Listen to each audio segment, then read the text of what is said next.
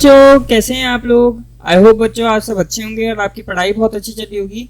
बच्चों, ये हमारा लेक्चर नंबर 1 है, क्लास 7 के चैप्टर नंबर 4 सिंपल इक्वेशंस का।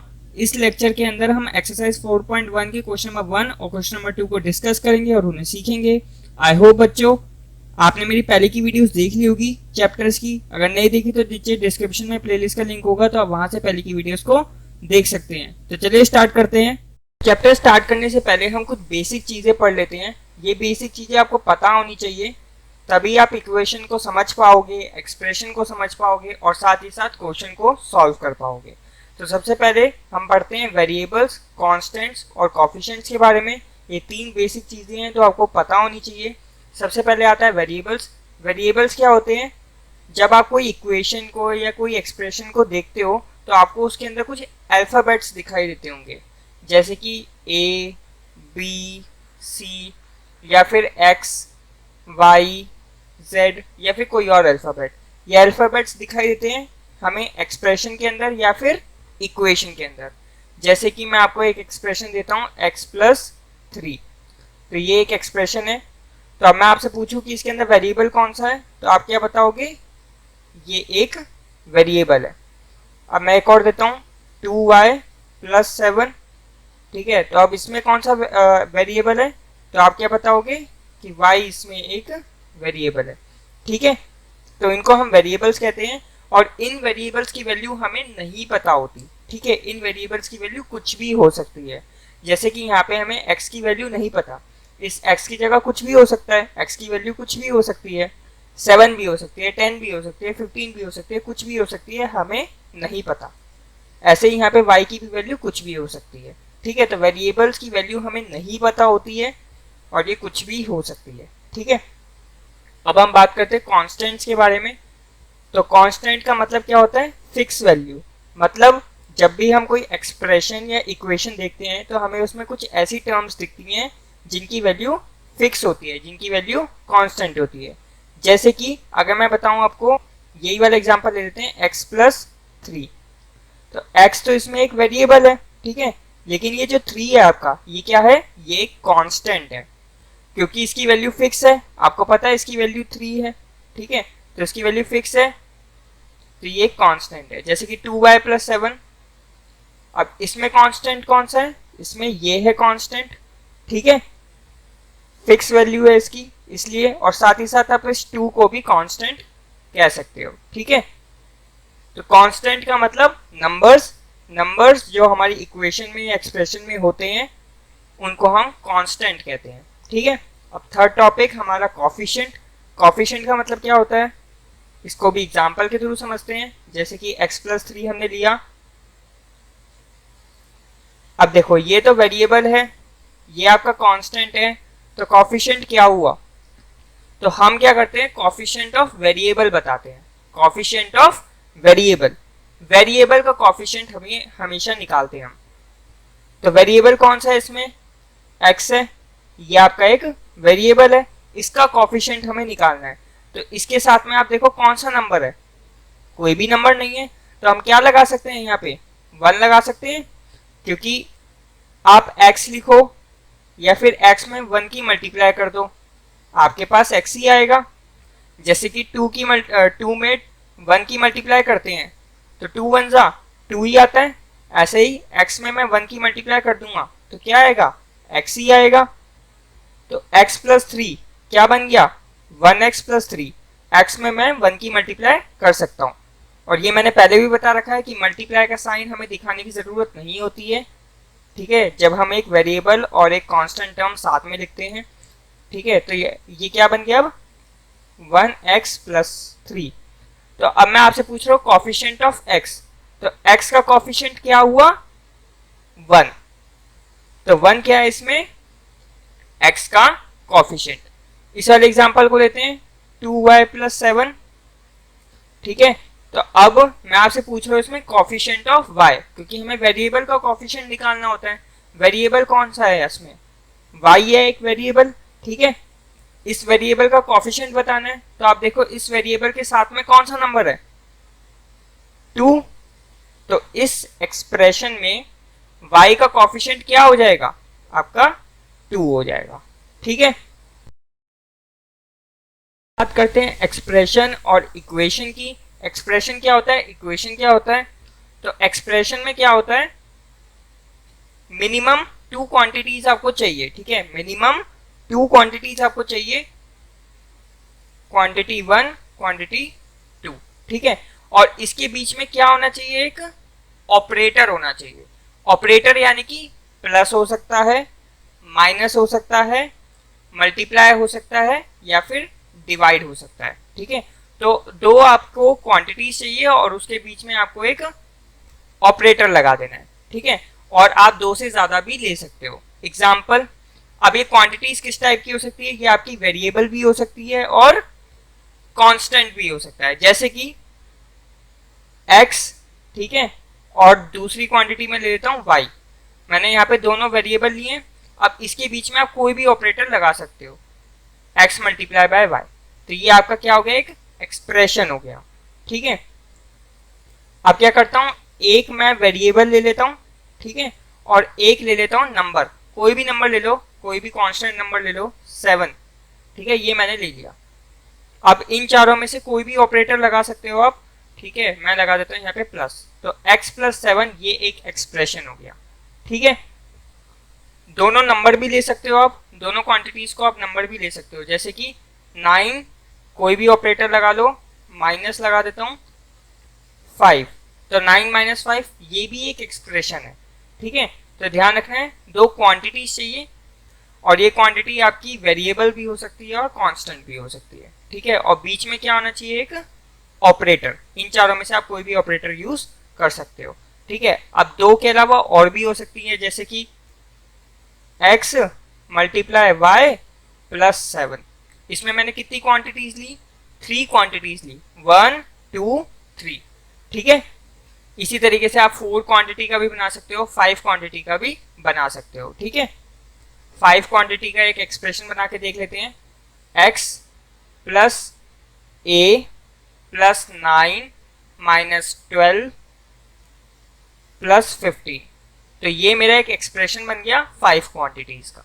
ठीक है, इसी तरीके से मैंने जो ऊपर पढ़ाए थे x प्लस 3, ये भी एक एक्सप्रेशन है। ठीक है, 2y प्लस 7 ये भी एक एक्सप्रेशन है। ठीक है, अब यहाँ पे जो भी मैंने मेंशन करा है उनमें से कोई भी इक्वेशन नहीं है, ये सारे के सारे क्या है, एक्सप्रेशंस हैं। अब ये इक्वेशन कैसे बनती है, तो इक्वेशन बनती है इक्वल ऑपरेटर का यूज करके। एक्सप्रेशन बनाते वक्त हमें इन चारों ऑपरेटर्स का यूज करना है, आपको पता है, और इक्वेशन बनाते वक्त हमें क्या करना है, इक्वल ऑपरेटर का यूज करना है। और इक्वल ऑपरेटर किन 2 के बीच करना है, 2 एक्सप्रेशन के बीच। 2 एक्सप्रेशन के बीच कर सकते हो, या फिर एक एक्सप्रेशन और एक नंबर के बीच कर सकते हो, जैसे कि 2y प्लस 7। ठीक है, ये एक एक्सप्रेशन है, ये वाला। ठीक है, और यहाँ पे ये वाला एक्सप्रेशन भी लिख देता हूँ, x प्लस 3। तो अब ये पूरा 2 एक्सप्रेशन थे, दोनों एक्सप्रेशन के बीच मैंने इक्वल ऑपरेटर लगाया, और ये अब मेरा एक इक्वेशन बन गया। ठीक है, तो एक्सप्रेशन में इक्वल का यूज नहीं होता और इक्वेशन में इक्वल का यूज होता है, और 2 एक्सप्रेशन के बीच हो सकता है, या फिर एक एक्सप्रेशन और एक नंबर के बीच हो सकता है। कैसे, ये तो हमने 2 एक्सप्रेशन के बीच करा था, ये भी हो सकता है 2y प्लस 7 इक्वल टू 9। तो ये भी मेरी एक इक्वेशन है। जहां आपको इक्वल का साइन दिख जाए, ठीक है, वहां समझ जाओ कि वो एक इक्वेशन है, क्योंकि इक्वल का साइन हम इक्वेशन के अंदर यूज करते हैं। एक्सप्रेशन में कभी भी इक्वल का साइन यूज नहीं होता।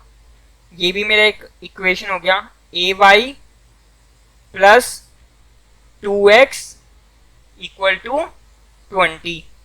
तो ये सब मेरे क्या है, इक्वेशन, क्योंकि यहाँ पे मैं इक्वल का यूज कर रहा हूँ। अब हम करते हैं एक्सरसाइज के क्वेश्चन। ये बेसिक चीजें थी, ये आपको पता होनी चाहिए। ठीक है, इक्वेशन क्या होता है, एक्सप्रेशन क्या होता है, कोएफिशिएंट, वेरिएबल, सब आपको पता होना चाहिए। क्वेश्चन नंबर 1 में आपको ये टेबल दे रखी है और आपको इसको सॉल्व करना है। क्या है इस टेबल में, ये आपको कुछ इक्वेशंस दे रखी हैं। ठीक है, आप देख सकते हो ये सारी इक्वेशंस हैं। क्यों, क्योंकि यहाँ पे इक्वल का साइन है। ठीक है ना, जहाँ इक्वल का साइन होता है वो सब इक्वेशंस होती हैं। तो ये सब आपकी इक्वेशंस हैं, ये उनकी वैल्यूज दे रखी है। और आपको ये चेक करके बताना है कि इस इक्वेशन के लिए जो वैल्यू दे रखी है वो सही है कि नहीं है। ठीक है, तो करते हैं first part, x plus 3 equal to 0। ठीक है, अब सबसे पहले लेफ्ट हैंड साइड देखते हैं। लेफ्ट हैंड साइड आप देख सकते हो जो इक्वल के लेफ्ट में होता है, इक्वल के लेफ्ट में ये पार्ट, इसको हम क्या बोलते हैं, लेफ्ट हैंड साइड। तो लेफ्ट हैंड साइड में क्या आ रहा है आपका, x प्लस 3 आ रहा है। ठीक है, वैल्यू क्या दे रखी है हमें, x इक्वल टू 3। तो हम यहाँ पे 3 पुट करके देखते हैं, x की जगह क्या पुट कर देंगे, 3, कितना आ गया, 6 आ गया। 3 प्लस 3 कितना आ गया, 6। इसका मतलब यहाँ पे सॉल्व करके क्या आना था, 6 आना था। बट जो राइट हैंड साइड है आपका, इक्वल के जो राइट साइड पे नंबर है, राइट हैंड साइड, इक्वल के राइट साइड पे क्या है, 0। तो आप देख सकते हैं यहाँ पे left hand side right hand side के मैच कर ही नहीं रहा। ठीक है, जब x में हमने 3 रखा तो 3 प्लस 3 कितना आ गया, 6 आ गया, जो कि राइट हैंड साइड से तो मैच कर ही नहीं रहा। इस वजह से हमें क्या पता चला कि ये जो वैल्यू दे रखी है वो गलत है। ठीक है, क्योंकि अगर सही होती तो वैल्यू मैच करती, लेफ्ट हैंड साइड और राइट हैंड साइड दोनों मैच करता। तो यहाँ पे वैल्यू हमें गलत दे रखी है, इसलिए हम यहाँ पे नो लिख देंगे। अब फटाफट से करते हैं second part, x plus 3 equal to 0। ठीक है, x की वैल्यू आपके पास 0 रखनी है। लेफ्ट हैंड साइड देखते हैं, लेफ्ट हैंड साइड में हमारा क्या आएगा, लेफ्ट वाला पार्ट x प्लस 3। ठीक है, यहाँ पे क्या पुट करना है आपकी बार, 0 पुट करना है। 0 प्लस 3 कितना आ गया, 3। क्लियर हुआ। अब हम देखते हैं राइट हैंड साइड को। राइट हैंड साइड आपका क्या था, सिर्फ 0। तो आप देख सकते हैं यहाँ पे लेफ्ट हैंड साइड और राइट हैंड साइड दोनों अलग अलग आ रहे हैं। Left hand side is not equal to right hand side. इससे हमें क्या पता चलता है कि ये जो 0 दे रखा है हमें, ये वैल्यू गलत है। तो यहाँ पे क्या लिख देंगे, नो। ठीक है, थर्ड पार्ट देखते हैं, x प्लस 3 इक्वल टू 0। अभी तक एक ही इक्वेशन चल रही है हमारे पास, x plus 3। Left hand side देखो इसका, लेफ्ट हैंड साइड आपके पास ये x प्लस 3। अब की बार क्या पुट करना है आपने, -3, -3 प्लस 3। अब आपको पता है माइनस प्लस क्या होता है, माइनस, है ना। तो 3 में से 3 माइनस होगा, क्या बचेगा, 0 बचेगा। माइनस प्लस क्या होता है, माइनस, ध्यान रखना। ठीक है, तो राइट हैंड साइड में अब हमारे पास क्या था, राइट हैंड साइड में 0 ही था। तो हमारा लेफ्ट हैंड साइड इक्वल हो गया यहाँ पे राइट हैंड साइड के, मतलब जो हमें वैल्यू दे रखी है वो बिल्कुल ठीक है। इस इक्वेशन के लिए ये वैल्यू बिल्कुल ठीक है, क्योंकि जब हमने ये वैल्यू पुट करी तो लेफ्ट हैंड साइड और राइट हैंड साइड, इसको सॉल्व करके भी 0 आएगा, लेफ्ट हैंड साइड को भी सॉल्व करके 0 आया हमारे पास, और राइट हैंड साइड में भी 0 ही है। तो ये वैल्यू हमारी बिल्कुल ठीक है। अब फोर्थ पार्ट देखते हैं। Fourth part, x minus 7 equal to 1। ठीक है, अब की बार क्या रखना है हमें, 7 रखना है। तो लेफ्ट हैंड साइड लेते हैं। सबसे पहले क्या है left hand side, x minus 7। ठीक है, x में अब की बार क्या रखना है आपको, 7 रखना है। तो 7 माइनस 7 कितना आ गया, 0। ओके, और राइट हैंड साइड में आप देख सकते हो क्या है हमारे पास, 1। तो क्या लेफ्ट हैंड साइड और राइट हैंड साइड मैच कर रहे हैं, तो आंसर है नहीं। Left hand side is not equal to right hand side. तो हमें क्या पता चला कि ये जो वैल्यू दे रखी है वो गलत दे रखी है, नो। ठीक है, फिफ्थ पार्ट करते हैं, x माइनस 7 इक्वल टू 1। अब की बार आपको क्या रखना है, यहाँ पे 8 रखना है। तो पहले लेफ्ट हैंड साइड लिख लेते हैं। लेफ्ट हैंड साइड हमारा क्या था, x माइनस का 7। ठीक है, तो 8 x में आपकी बार 8 रखना है ना, तो 8 माइनस का 7 इक्वल टू 1, समझ आ गया। और राइट हैंड साइड में क्या आएगा, 1 आएगा। तो आप देख सकते हो लेफ्ट हैंड साइड और राइट हैंड साइड दोनों इक्वल हैं। तो यहां पे क्या आ जाएगा, यस, ये जो वैल्यू हमें दे रखी है वो बिल्कुल ठीक है इस इक्वेशन के लिए। अगर हम x की जगह 8 रखेंगे तो हमारा जो लेफ्ट हैंड साइड है वो राइट हैंड साइड के इक्वल हो जाएगा। तो ये वैल्यू बिल्कुल ठीक है। 5x इक्वल टू 25, ठीक है, तो लेफ्ट हैंड साइड हमारा क्या है 5x, ठीक है। x में आपकी बार क्या पुट करना है, 0। 5 की मल्टीप्लाई 0 से होगी, क्या आएगा आपका आंसर, 0। आपको पता है ना, जब एक कांस्टेंट और वेरिएबल दोनों साथ में होते हैं और उनके बीच में कोई ऑपरेटर नहीं होता तो इसका मतलब क्या होता है कि वहां पे मल्टीप्लाई होता है। तो 5 की मल्टीप्लाई 0 से होगी, आपका 0 आ जाएगा। और आप राइट हैंड साइड में देख सकते हो क्या है आपके पास 25। क्या यहाँ पे मैच कर रहे हैं, नहीं कर रहे हैं, ठीक है ना। तो इस वजह से यहाँ पे क्या आ जाएगा, नो। 7th पार्ट, ठीक है, 5x इक्वल टू 25, यही इक्वेशन है आपकी। लेकिन अब की बार आपको पुट करना है x में 5, ठीक है। तो लेफ्ट हैंड साइड जो हमारा 5x है, x में अब की बार क्या पुट करना है 5, 5 5 सा 25। राइट हैंड साइड भी आपका कितना था 25 ही है। तो अब लेफ्ट हैंड साइड और राइट हैंड साइड दोनों क्या है, इक्वल, ठीक है। तो यहां पे आ जाएगा यस।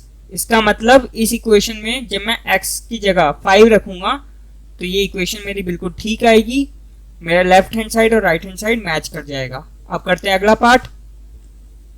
अगला आपका 8th पार्ट है। 8th पार्ट में यही इक्वेशन है आपकी, ठीक है। अब की बार आपको x की जगह -5 पुट करना है। तो लेफ्ट हैंड साइड में 5x और x की जगह क्या पुट करना है -5। तो ये कितना आ जाएगा -25। और राइट हैंड साइड आपका क्या है, राइट हैंड साइड आपका 25 है। तो आप देख सकते हो कि लेफ्ट हैंड साइड और राइट हैंड साइड इक्वल नहीं है, ठीक है ना, क्योंकि यहां पे आ रहा माइनस का 25 और यहां पे आ रहा है प्लस का 25। माइनस का 25 और प्लस का 25 दोनों अलग अलग नंबर्स है। इस वजह से left hand side right hand side के इक्वल नहीं है और ये इक्वेशन सेटिस्फाई नहीं हो रही है इस वैल्यू से, ठीक है। 9th पार्ट, 9th पार्ट है आपके पास m/3 equal to 2। Left hand side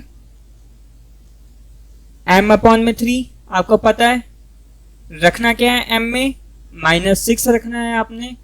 -6/3 आपको पता है ये कट जाएगा, 3 2 जा 6, तो ये आपके पास आ गया -2।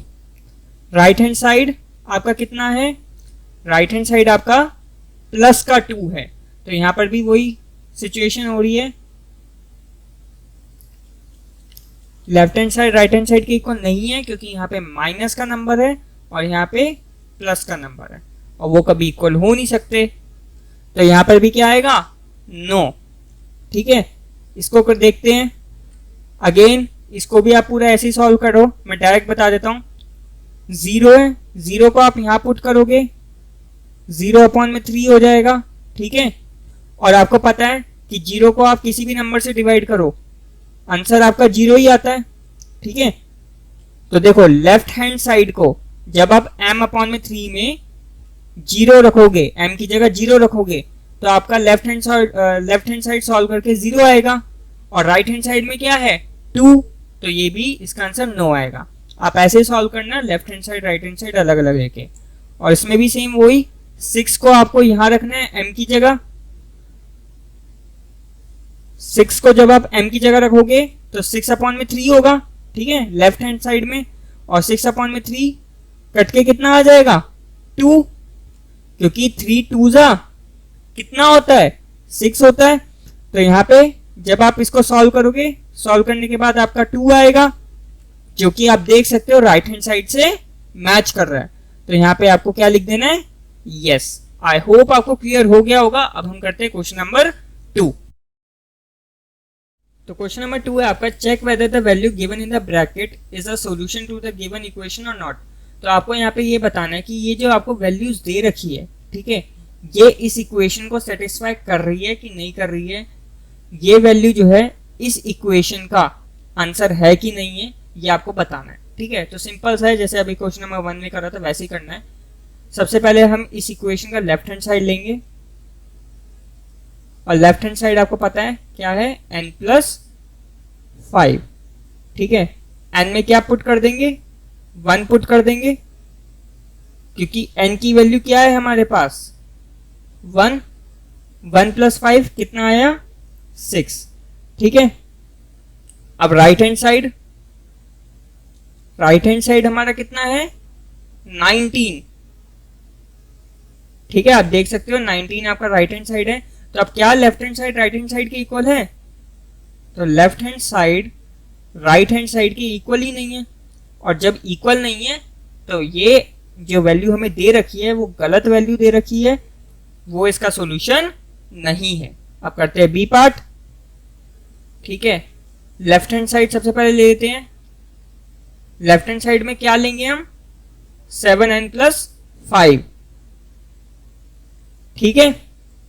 अब n की वैल्यू कितनी दे रखी है, -2, तो हम n में रख देंगे -2 +5, और यहां पे लिख देंगे n में हमने क्या रखा, -2, ठीक है। तो 7n का मतलब क्या हुआ, 7 की मल्टीप्लाई यहाँ n से हो रही है, तो यहां पर भी यही होगा, 7 की मल्टीप्लाई -2 से होगी, क्योंकि -2 क्या है, n की वैल्यू। तो 7 2 ज़ा 14, ठीक है। यहां माइनस का साइन है तो माइनस आ जाएगा, क्योंकि आपको पता है प्लस माइनस क्या होता है, माइनस होता है। अब ये माइनस का है, ये प्लस का है, प्लस माइनस माइनस, 14 में से 5 माइनस होगा, क्या बचेगा, 9 बचेगा, ठीक है। और साइन कौन सा आएगा, माइनस का आएगा। माइनस का क्यों आया, क्योंकि यहाँ पे आप देखो बड़ा नंबर कौन सा है, 14 है, और 14 के आगे माइनस है, इसी वजह से माइनस आया। बड़े नंबर के आगे जो साइन होता है वही आंसर में भी वही साइन लगता है, ठीक है। अब हम राइट हैंड साइड करते हैं। राइट हैंड साइड हमारा कितना है, 19। तो आप यहां पे क्लियरली देख सकते हो, left hand side is not equal to right hand side, ठीक है। तो इसका आंसर जो है -2 नहीं है। -2 अगर n में रखोगे तो आपका इक्वेशन सेटिस्फाई नहीं होगा। अब करते हैं सी पार्ट। 7n+5 = 19, यही इक्वेशन है, बस n में क्या रखना है आपकी बात, 2। लेफ्ट हैंड साइड सॉल्व करते हैं। 7n+5, 7 में आपकी बार क्या रखना है, 2, सॉरी n में क्या रखना है, 2 +5, ठीक है। 7 2 ज़ा 14 +5, 14 + 5 कितना होगा, 19, ठीक है। राइट हैंड साइड है आपका 19। अब देखो लेफ्ट हैंड साइड और राइट हैंड साइड दोनों मैच कर गया, ठीक है। तो इसका मतलब ये हुआ कि जो आपको n की वैल्यू दे रखी है वो बिल्कुल सही है, और ये जो है इक्वेशन को सेटिस्फाई कर रही है, ठीक है। तो आपका यहाँ पे ये आंसर सही है, जो आपको वैल्यू दे रखी है वो बिल्कुल ठीक है। अब करते हैं डी पार्ट। 4p - 3 = 13। अब लेफ्ट हैंड साइड लेते हैं सबसे पहले। 4p - 3, p में क्या रखना है, 1, ठीक है। 4 की मल्टीप्लाई 1 से होगी, 4 1 ज़ा 4, -3, और 4 में से 3 जाएगा, कितना बचेगा, 1, ठीक है। राइट हैंड साइड देखते हैं, आपका है 13। तो लेफ्ट हैंड साइड और राइट हैंड साइड दोनों इक्वल नहीं है, आप देख सकते हो, left hand side is not equal to right hand side. तो इसका मतलब ये हुआ कि जो आपको वैल्यू दे रखी है वो गलत दे रखी है, वो इक्वेशन को सेटिस्फाई नहीं कर पाएगी। अब करते हैं अगला पार्ट, ई पार्ट। लेफ्ट हैंड साइड करते हैं सबसे पहले इसका। लेफ्ट हैंड साइड में हमें क्या लिखना है, 4p माइनस का 3। p में क्या रखना है, माइनस का 4, ठीक है ना, यहां पे लिख देना साइड में p इक्वल टू माइनस का 4। तो यहाँ पे अब देखो 4 की मल्टीप्लाई 4 से होगी, ठीक है। तो आपको पता है 4 4 से कितना होता है, 16 होता है, सब जानते हैं ये बात। और यहाँ पे प्लस है, यहाँ पे माइनस है, प्लस माइनस माइनस, ठीक है, माइनस का 16 आ गया, माइनस का 3 ऐसे कैसे नीचे आ जाएगा। अब माइनस माइनस क्या होता है, माइनस माइनस प्लस होता है, पता है ना आपको। तो यहाँ पे 16 और 3 ऐड हो जाएंगे और कितना आ जाएगा, 19 आ जाएगा, ठीक है। और यहाँ पे आएगा माइनस का, क्योंकि आप देख सकते हो बड़ा नंबर 16 है और उसके आगे माइनस है, ठीक है। तो माइनस का 19 यहाँ पे आ गया आपका। राइट हैंड साइड देखते हैं। राइट हैंड साइड में आपका आ रहा है 13, तो ये इक्वल ही नहीं है। Left hand side is not equal to right hand side. तो इसका मतलब ये हुआ कि जो वैल्यू हमें p की दे रखी है वो गलत दे रखी है और ये इक्वेशन सेटिस्फाई नहीं होगी इस वैल्यू से। लास्ट पार्ट है आपका। सबसे पहले लेफ्ट हैंड साइड कर लेते सॉल्व, जो कि आपके पास 4p माइनस का 3, p में आपके पास रखना है 0, ठीक है। 4 को मल्टीप्लाई 0 से करोगे क्या आएगा, 4 की मल्टीप्लाई 0 से करोगे आपके पास आएगा 0, माइनस का 3, और 0 में से -3 करोगे तो आपके पास बचेगा माइनस का 3, ठीक है। अब राइट हैंड साइड देखते हैं। आपका है 13, तो आप यहां पे भी देख सकते हो लेफ्ट हैंड साइड और राइट हैंड साइड इक्वल नहीं आ रहे हैं हमारे। तो बस यही है, क्योंकि लेफ्ट हैंड साइड और राइट हैंड साइड इक्वल नहीं आ रहे, इसका मतलब ये जो वैल्यू दे रखी है वो गलत दे रखी है और ये इक्वेशन को सेटिस्फाई नहीं करेगी। बस अगर आपको किसी भी क्वेश्चन में डाउट हो तो प्लीज नीचे कमेंट करना, मैं आपके कमेंट का आंसर जल्द से जल्द देने की कोशिश करूंगा। अगर आपको ये वीडियो पसंद आई हो तो प्लीज वीडियो को लाइक कर देना, और अभी तक अगर आपने इस चैनल को सब्सक्राइब नहीं करा तो प्लीज चैनल को भी सब्सक्राइब कर देना। So thanks for watching, keep supporting, keep loving, keep growing.